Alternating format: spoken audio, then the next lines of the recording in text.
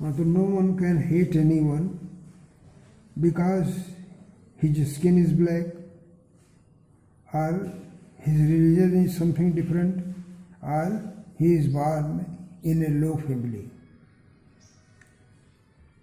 People must learn to hate. लोग घृणा करना सीखते हैं.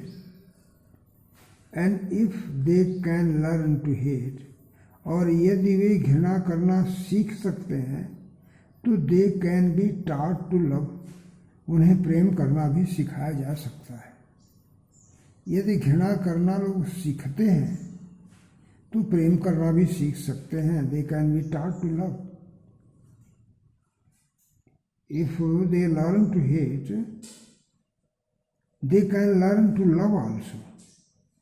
For love comes more naturally to them, to the human heart. क्योंकि मानव हृदय में प्रेम स्वाभाविक रूप से जन्म लेता है अपेक्षाकृत घृणा की. घृणा तो बाद में जन्म लेती है. एक दूसरे के प्रति ईर्ष्या द्वेष के कारण घृणा जन्म लेती है, लेकिन प्रेम तो जन्मजात है. It is inborn quality in a human, in a man. Therefore, it is very easy to learn loving than hating others, than detesting others. Even in the grimmest times, अत्यंत बुरे समय में भी, इन प्रिजन,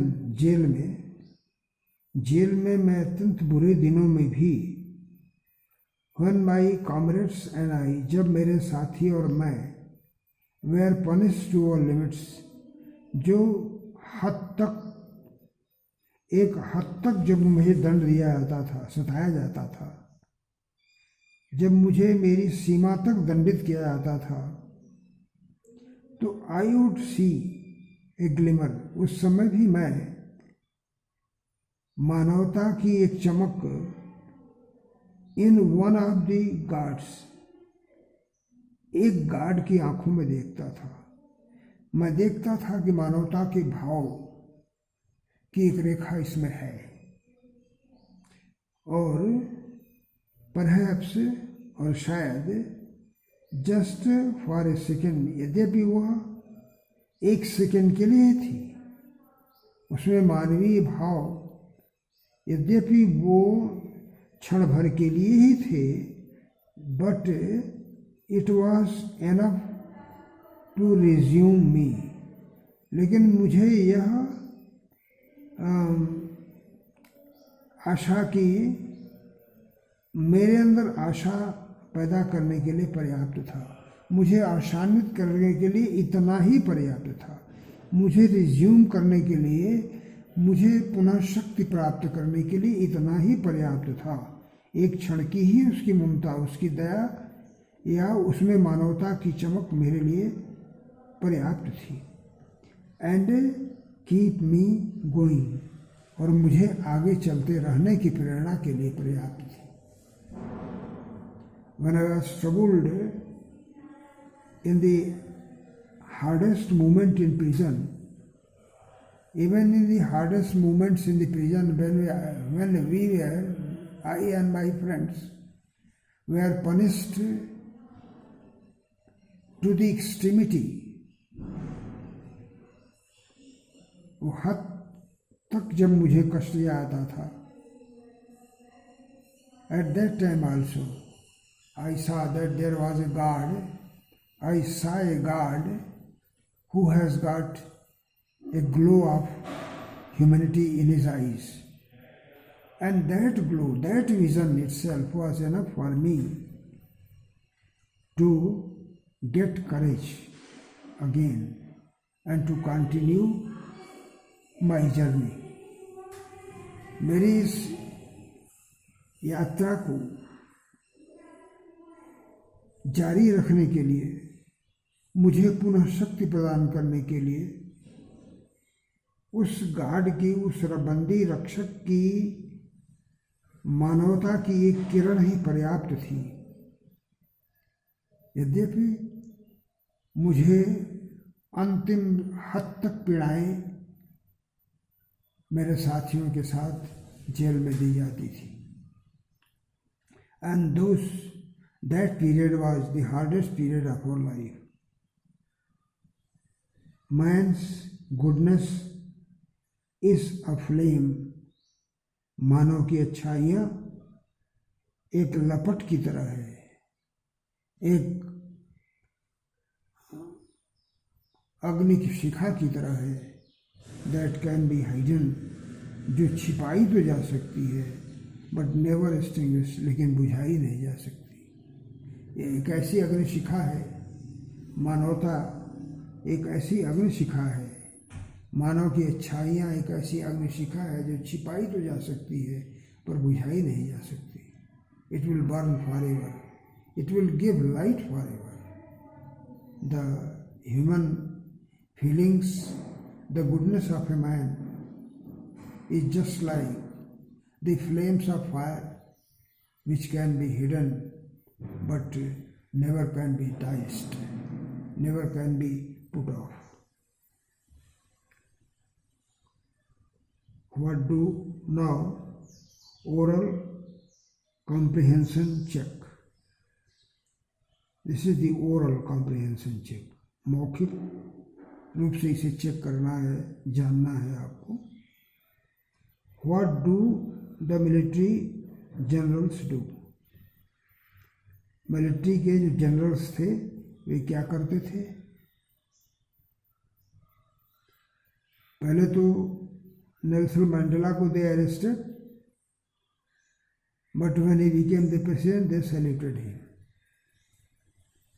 ये ना, वे salute करते थे नेल्सन मंडेला को। How has their attitude changed? उनका व्यवहार कैसे बदला और क्यों बदला? And why? मने why means when they came to know that he is the president of South Africa, they change their attitude, they change their way of working, way of thinking. They change their attitudes and a way of thinking. And how have they changed their attitude? They did not arrest them, but they honored him. They honored him because they came to know that he has become the president of South Africa. Why were two national anthems sung? दो राष्ट्रीय गीत क्यों गाए गए? क्योंकि वहाँ जो लोग थे उनमें कुछ सफ़ेद भी थे, कुछ काले भी थे, अंग्रेज भी थे और वहाँ के मूल निवासी भी थे। तो दो लोग थे, इसलिए दोनों ने अपने गीत गाए। Both of them, the white and the black, they both sang their national anthem. How does Mandela describe the system of government in his country? अब उनके देश में सरकार का की क्या सिस्टम, क्या व्यवस्था होगी, जिसका वर्णन इन्होंने मंडेला ने किया। उन्होंने कहा इन द फर्स्ट डिकेड में क्या था?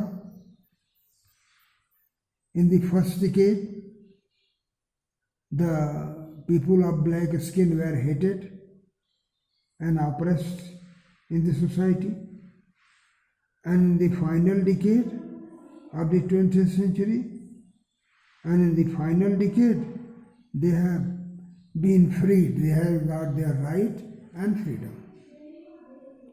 पहले दशक में उनसे घृणा की जाती थी और दूसरे दशक में माने 20th सेंचुरी के 20वीं शताब्दी के पहले दशक में जब नेल्सन मंडेला का जन्म भी नहीं हुआ था, उस समय नस्लीय भेदभाव के कारण काले लोगों से घृणा की जाती थी, उन्हें उनके अधिकारों से वंचित रखा गया था,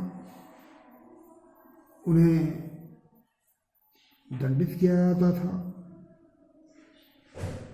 और 20वीं शताब्दी के अंतिम दशक में उन्हें अपने अधिकार मिल गए और वो फ्री थे। Now they were free. What does courage mean to Mandela? The meaning of courage to Mandela was the victory over fear, the trump over fear. भय पर विजय। साहस का अर्थ था भय पर विजय।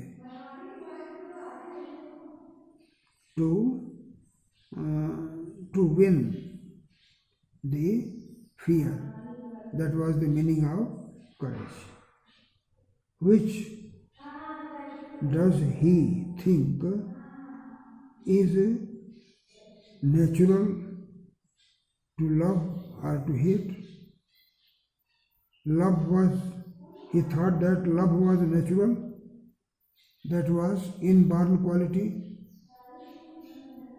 and hate was learned after some time, after his birth.